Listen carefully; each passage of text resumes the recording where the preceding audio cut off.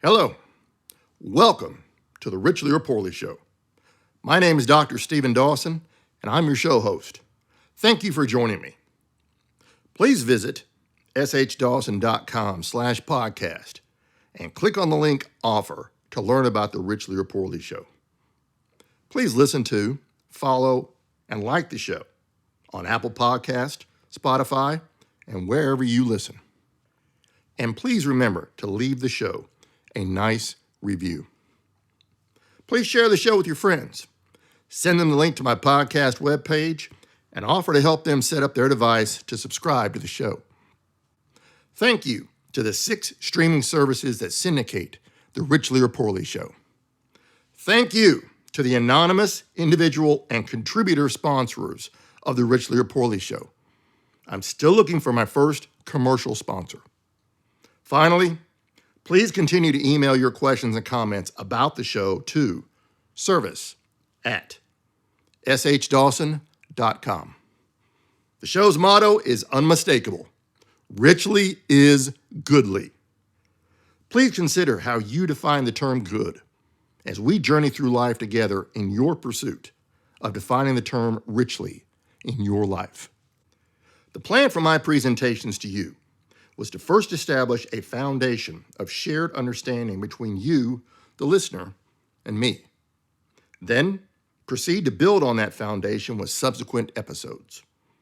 I recommend that you review the 9 episodes between December 2nd, 2025 through January 27th, 2026 as you see fit to help you remember the foundation of our shared understanding as we proceed through each episode you hear in the coming weeks, months, and years. Last week, I presented on the topic of morality as a commodity. I addressed recent events that were connected to the February 3rd, 2026 episode. Finally, I shared an example of a company in Japan that is about to launch a new product, highlighting morality as a commodity. Today, and over the course of several upcoming episodes, I will present on the subject of teams. I will start with addressing the subject to form a team today. The intended outcome is for you as a listener in my intended audience to have the ability to multiply your efforts, to live your life more richly and less poorly through your team. Please note, the plan is to have more than one team at a time in your life, with each team focused on advancing a part of your life so you can live your life more richly. The reason it is beneficial for you to form a team is that we are each limited in the amount of resources we possess as individuals. Resources in the form of things such as our time, energy, and intellect. Connecting to people who hold similar worldviews as you, who have behaviors similar to the ethics as you, who strive to live the same morals as you, empowers you to multiply your efforts to live your life more richly by enabling those with whom you connect by way of a team to benefit from the same outcomes. The term team is a singular term. It is a noun.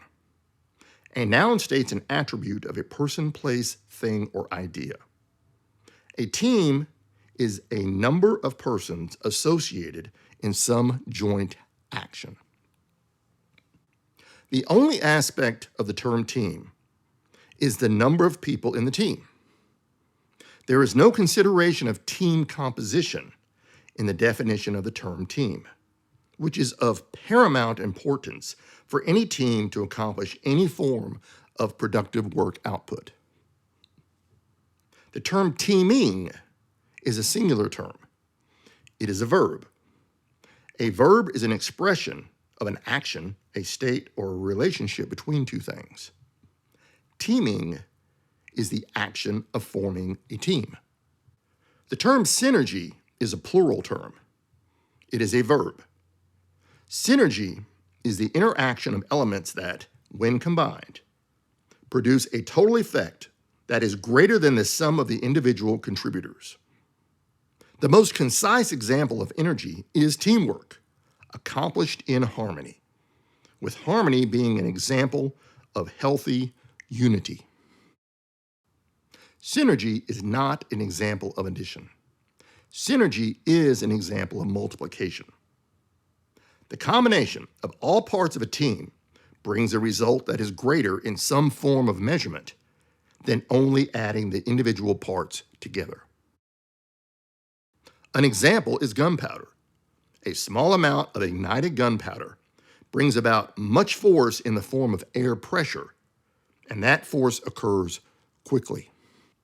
The importance of teaming cannot be overemphasized. All teaming consumes an immense amount of resources, both tangible and intangible. All members of a team are practicing a willful partnership at all times while they are members of a team. A team is not a group. A group, compared to a team, is an unstructured number of people who have no intention to work together. There is no immediate gratification in any aspect of any team. The process of both forming and acting as a team takes considerable time and effort. United States Army General Stanley A. McChrystal retired in disgrace from active duty in 2010 after an interview he did with Rolling Stone magazine due to how McChrystal and his staff mocked civilian and government officials. The article came across as disrespectful to President Obama, and Obama asked McChrystal to resign by way of retirement. McChrystal released his second book, Team of Teams, in 2015. The concept is to have multiple well-functioning teams do their thing, and then supply inputs and outputs to other teams as appropriate. I liked the concept of a team of teams when I first heard of it. My study has since concluded that a team of teams only works in a single environment, such as a branch of the military. The reason the team of teams concept fails outside of the military is that the definitions held as a shared understanding within a team cannot be accepted by any other team as the number of definitions increases.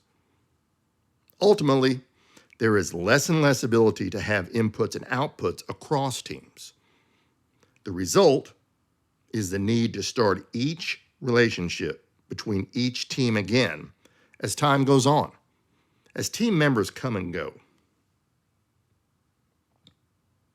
The Uniform Code of Military Justice is the foundation of the system of military justice of the Armed Forces of the United States.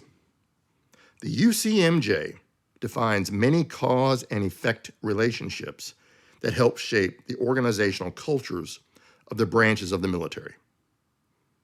The Code of Laws of the United States of America is the official codification of the general and permanent federal statutes of the United States. It is the civilian equivalent of the UCMJ. The number of differences between the UCMJ and the Code of Laws of the United States of America is too great to have a team of teams concept succeed outside of the military.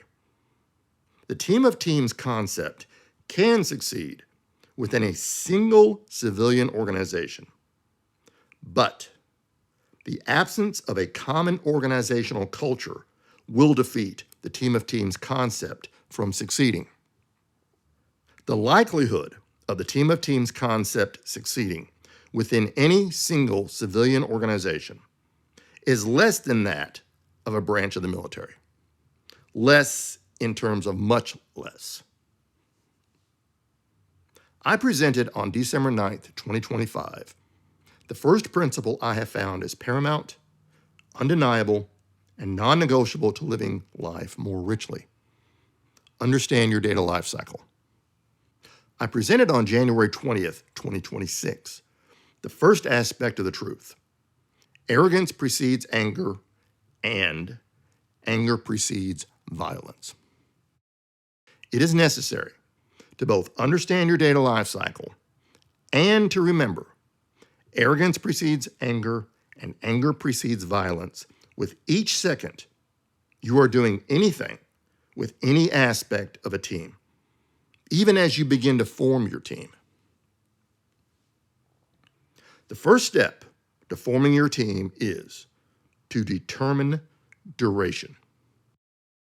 Consider the end result you have for your team's purpose. This result means your team no longer needs to exist. It is the amount of time from the second you begin to form your team to the second after your team has accomplished its purpose that comprises the duration of your team's existence. So, let's consider what we have covered as we begin to apply it. We covered the definitions of the terms team, teaming, and synergy. We now know there is no immediate gratification in team formation, as the process to form any team requires considerable amounts of time and effort. We looked at the work of McChrystal and his book, Team of Teams, and found it is not applicable outside of a single organizational culture, such as the military or a single civilian organization. We know we must understand your data lifecycle to do anything with teams.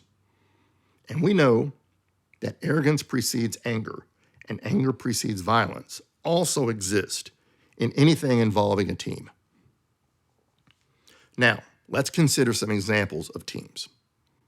We need work accomplished, such as at our employment or work on our house or car. We must complete either a college degree or a trade school certification. We need to raise children, and our spouse is out of town for months at a time. We need to do things like survive a war in our country, or go to another country and conduct war. It is literally impossible to define all the reasons to form a team. It is my considered position that the only way to form a team is with team members who hold the necessary skills to deliver their part of the work the team accomplishes. Otherwise, there is no justifiable reason for that person to be on the team.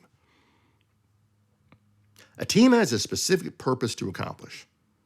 Neither mentoring nor coaching is conducted as the purpose of a team. It is reasonable to conclude that accomplishing the work as soon as possible, while consuming the least amount of resources possible, is the most efficient way to operate as a team. Where I am going with this concept of a team is trust. Trust must always exist between all team members. The topic of trust is one of the most painful topics I have encountered in my life.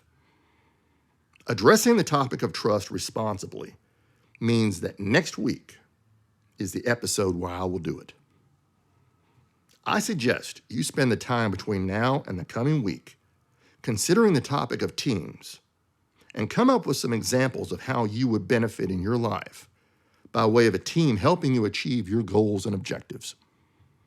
Then, consider the aspect of duration for the time it will take to accomplish the goals and objectives you have before you. Finally, think about the term trust without me defining it today, so you will have the term trust at the forefront of your thinking for the episode next week, supported by the topic of teams. It is my guess that the term trust will cause you not to want to form a team to help you accomplish the goals and objectives you have before you. I intend to convince you otherwise next week. Well, that's it for today. Richly is goodly. Thank you for joining me for this episode of the Richly or Poorly Show. I've enjoyed presenting to you today. Until the next episode, I hope you will be safe and join me next week. Until then.